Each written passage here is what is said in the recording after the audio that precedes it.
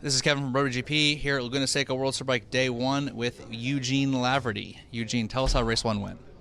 Well, I finished the race. That was my aim, honestly, coming into today. I think the team expected me to pull into the pits just with my wrist injury, but yeah, whenever I start something, I like to finish it. It goes for coffee and dinner too. Nice. So he mentions about just finishing the race. Obviously, you had a pretty bad wrist injury recently. The other day, you were talking to Rob off camera about some of the realities of having to affect your riding style, specific on right-handers, what you can and can't do with your wrists. Maybe you can go in a little more in depth about that for the listeners.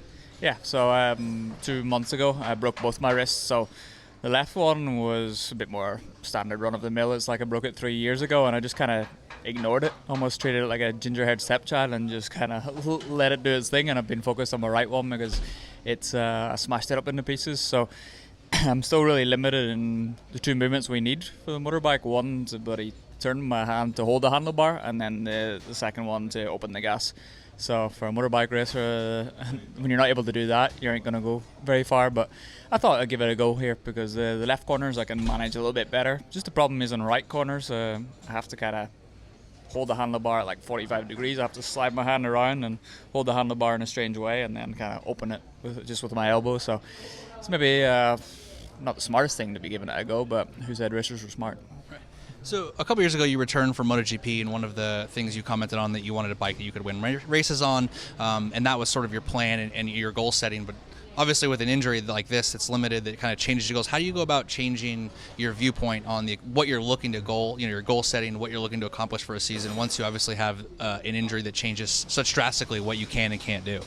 Well, after a few rounds, I was excited to be looking at fighting for the podium because I know this bike can win races. It's such an easy bike to ride. And then I got injured at Imola, and I expected to be back after 6 weeks because I'd broken my left wrist before, and after 6 weeks I was good, but I guess I underestimated how bad the injury was to my right wrist. So then it looked like I was going to be out for the whole summer break, and then the next race for us would be September 10th. So when I'd made that decision and said, okay, I'm going to have to sit this out and wait until I'm 100%. That lasted 36 hours.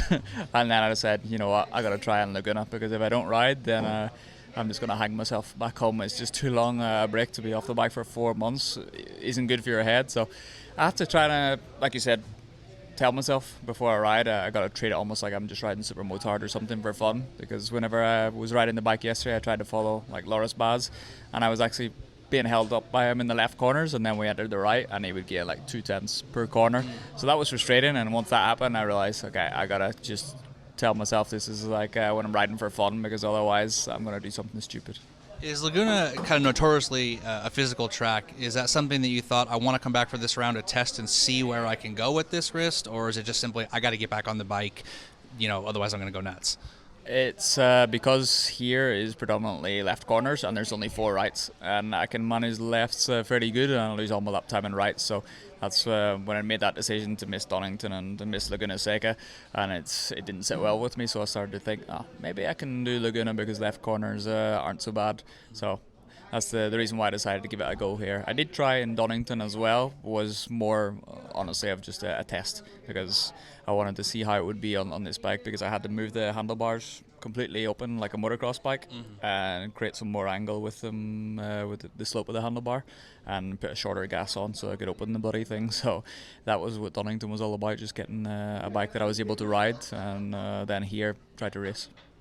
So with the Super Bowl race coming up, obviously quite a bit shorter, a little less demanding, because you said obviously so many less right-handers, predominantly left. What are you looking to accomplish tomorrow for that race?